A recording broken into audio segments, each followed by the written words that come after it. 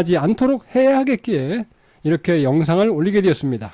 이들로 인해 억울하게 희생당한 분들의 영혼이 하늘에서나마 편히 잠드시길 기원하며 오늘의 영상을 시작해봅니다.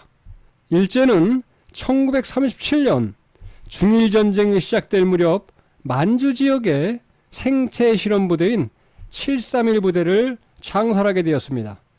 공식 명칭은 관동군 검역급수부로서 전염병의 예방과 물을 공급하는 것이 주요 임무로 되어 있었지만 이것은 눈속임을 위한 위장 명칭일 뿐이고 실제는 인간 생체 실험을 통한 생화학 무기를 개발하는 일을 하고 있었습니다.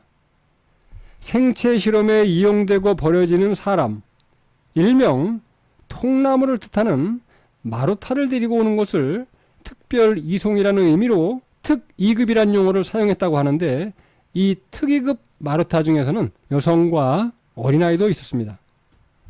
이들 마루타는 대부분 중국인과 몽골인, 한국인이 대부분이며 우리의 독립투사들 그리고 소수의 러시아인 포로들도 있었는데 이렇게 마루타가 되어서 일제에 희생된 사람들은 수천 명에서 많게는 만여 명에 이르는 것으로 추산되고 있습니다. 악마의 부대로 일컬어지는 731 부대의 총책임자는 이시시로라는 일본군 중장인데 미국과의 태평양 전쟁 패망으로 붙잡혔으나 731 부대의 기밀 정보를 미국에게만 독점적으로 제공한다는 미일 간의 추악한 거래로 인하여 생체 실험에 가담했던 모든 악마들이 단 한 명도 처벌받지 않고 모두 풀려나는 어처구니 없는 일이 벌어지고 말았습니다.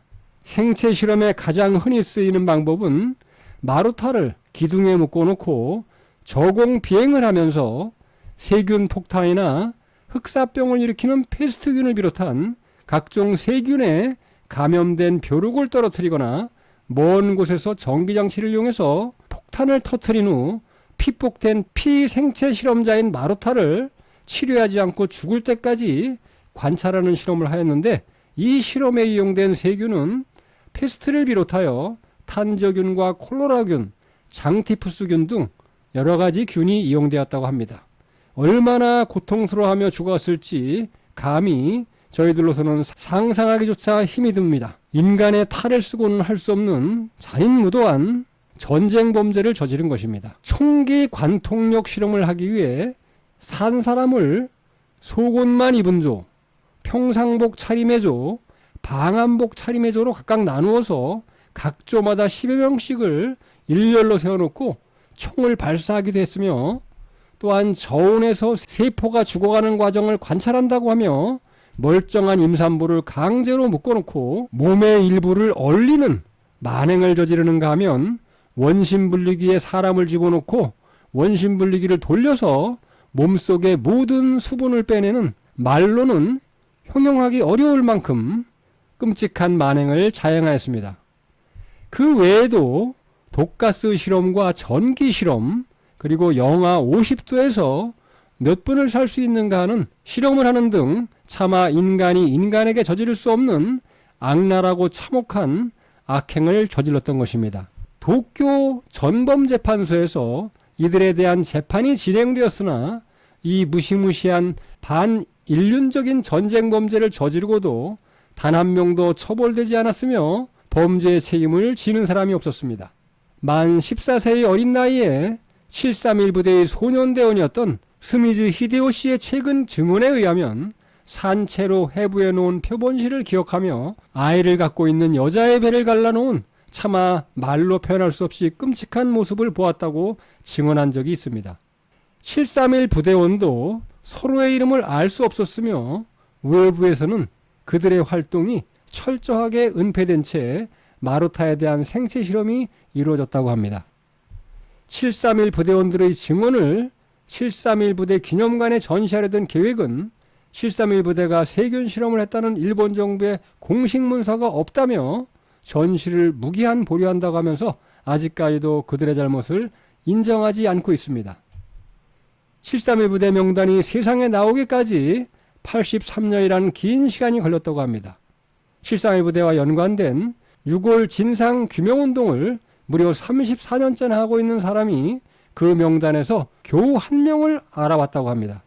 그런데 일본 정부는 독극물 수사가 발생하여 미궁에 빠졌을 때 7.3 부대 관련자들을 용의선상에 두고 어떻게 그들을 참고인으로 그렇게 쉽게 불러 조사할 수 있었는지 의문이 아닐 수 없습니다.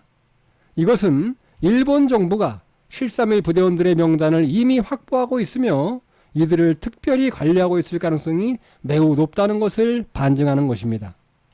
마루타로 붙잡혀오면 죽음의 컨베이어 벨트에 놓인 채 온갖 비인간적인 생체 실험의 대상이 되어 실험용 쥐처럼 일본 제국주의 전쟁에 잔인하게 이용당하였으며 고통 속에 몸부림치며 죽어갔던 것입니다. 7.3 부대의 생체 실험에 희생된 사람들 중에는 우리의 독립투사들도 상당수가 있었다고 전해집니다. 일본군은 전쟁이 막바지로 접어들자 그들의 만행이 세상에 밝혀질까 염려하며 증거가 될 만한 서류들은 모두 불태워 소각시켰으며 7.3 부대의 흔적마저 없애버렸기에 얼마나 많은 우리의 조선인들이 일제의 잔악한 범죄에 희생되었는지 정확히 알 수가 없는 실정이라고 합니다. 2001년에 중국 길림성에서 특이급 문서들이 발견되었는데 이 문서에는 7.3 부대로 끌려간 조선인 고창률과 김성서, 한성진, 이기수 등의 이름과 나이 그리고 본적이 적혀 있었다고 합니다. 그런데 이들 문서의 최종 처분 항목에는 이용 가치가 없으므로 특이급으로 함이 적당하다라는 문구가 공통적으로 적혀 있었다고 합니다. 이렇게 이름이 밝혀진 사람들은 270여 명뿐이며 그 외에 이름도 밝혀지지 않은 채 희생당한 더 많은 우리의 독립투사들이 있었음이 틀림없습니다.